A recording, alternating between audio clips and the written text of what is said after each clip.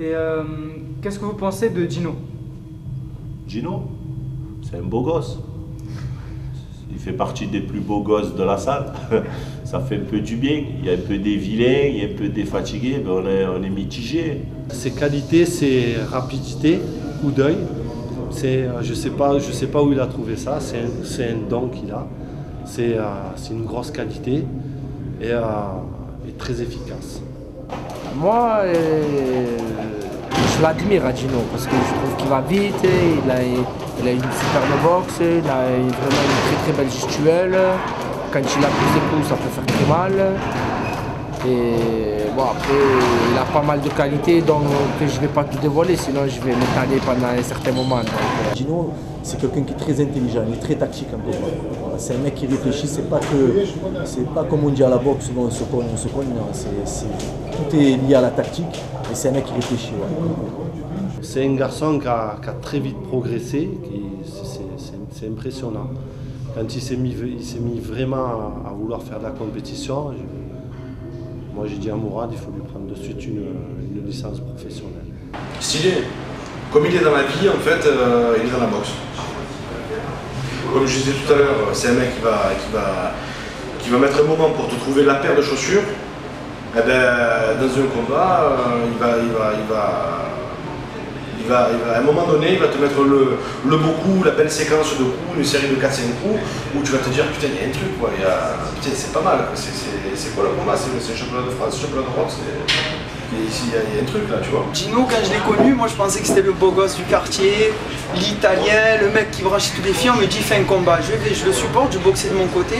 Je me retrouve voir un phénomène. Donc j'ai appris que Gino boxait de cette manière, tout simplement.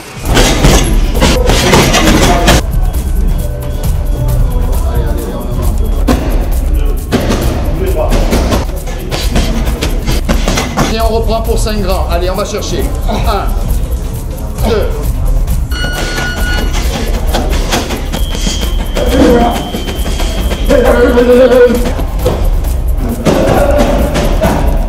Bien. Là. Là. Là.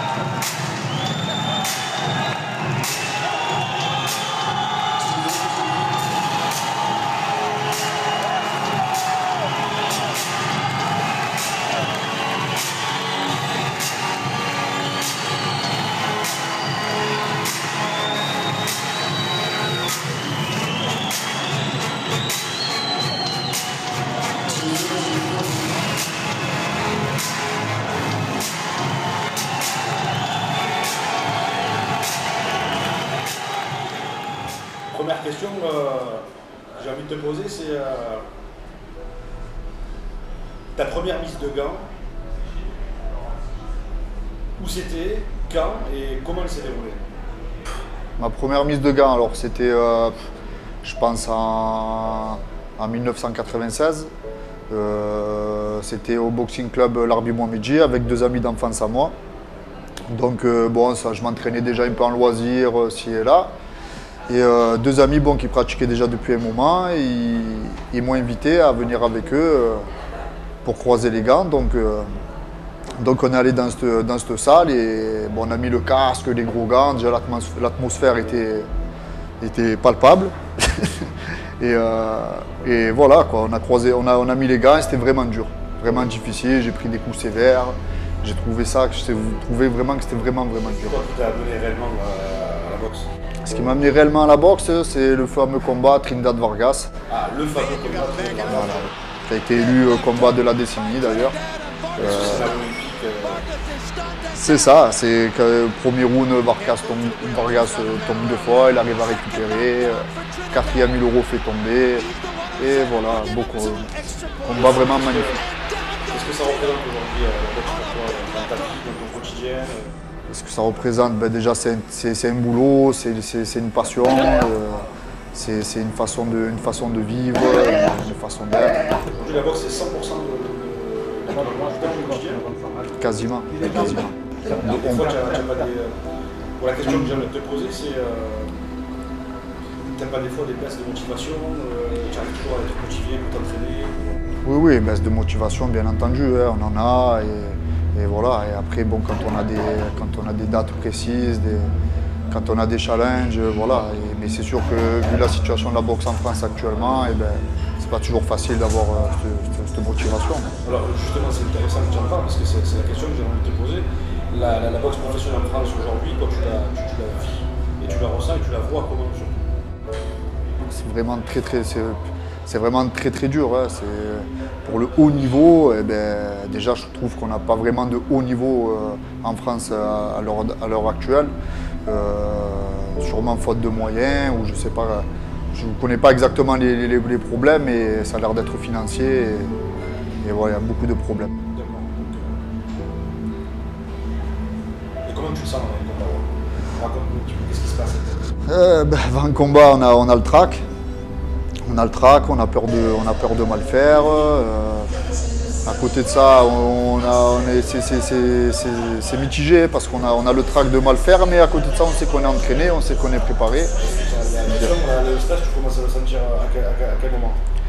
Quel moment? Ben déjà, quand on prend la voiture et quand on se dirige vers le gymnase, déjà là, à ce moment-là, forcément, on sent qu'il y a quelque chose. Et bon, c'est vrai que après quand ça commence vraiment, c'est quand on commence à taper à la leçon. Une odeur que tous les boxeurs redoutent, c'est la fameuse odeur des pommades chauffantes à base de camphre qui fait monter la boule au ventre. Et, donc là, on se situe à peu près une vingtaine de minutes c'est ça. avant le moment facile. Et moi, personnellement, je me libère à partir du moment où ils disent mon nom, qu'ils envoient la musique. Et là toi, émotionnellement, cet état d'esprit-là, tu le gères. Dès qu'on te présente, tu mets un pied sur le ring, c'est terminé, tu es déterminé. Dès qu'on me présente et qu'ils disent mon nom et que la musique commence, ça y est, je suis dans ma bulle déjà avant ça, mais là encore plus. Le gladiateur qui rentre dans l'arène, on peut dire. C'est ça, et c'est un de mes moments préférés d'ailleurs. Et dans ta boxe, alors c'est quoi? Si demain je te pose la question, c'est quoi ta qualité première? Ma qualité première, je pense que c'est le bras avant. Et le déplacement, bras avant, et voilà, le bras avant vraiment. Et aujourd'hui, donc Dino, boxeur professionnel, avec une dizaine de combats professionnels déjà à ton actif, comment tu arrives aujourd'hui à avoir ton avenir dans la boxe? Est-ce qu'il y a un calendrier déjà de prévu? Est-ce que vous préparez quelque chose avec un agenda précis, des combats, Oui et non. Les objectifs, on en a tous, je pense, parce que c'est ça qui nous fait avancer, c'est notre moteur. Mais après, le calendrier, on l'a pas parce qu'on ne sait pas, on ne sait jamais. On attend les propositions. Bon, nous, on essaye d'être toujours prêts. Et voilà, c'est un travail qu'on fait au quotidien et on ne refuse rien. On va terminer avec un dernier petit quiz, si on peut appeler ça un quiz. Si tu avais été un animal, lequel? Un tigre. Et une couleur? J'aurais été bleu. Et une musique alors? Une musique? J'aurais été Gigi Lamoroso de Dalida. T'as long italien. Et une marque? Une marque? Une marque de vêtements, de ce que tu as envie. Une marque? Reyes. Reyes? Petit Mexico. À nos amis mexicains. C'est ça. Et si tu avais été un fruit? De la passion. Et pour terminer, un artiste? Van Gogh. Eh ben écoute, Dino, merci de nous avoir reçus, d'avoir répondu à toutes ces questions, d'avoir pris le temps. Merci à vous. Merci à vous de nous avoir suivis sur la Nouvelle TV. Et une bonne fin de soirée. Ciao, bonsoir. Bonsoir.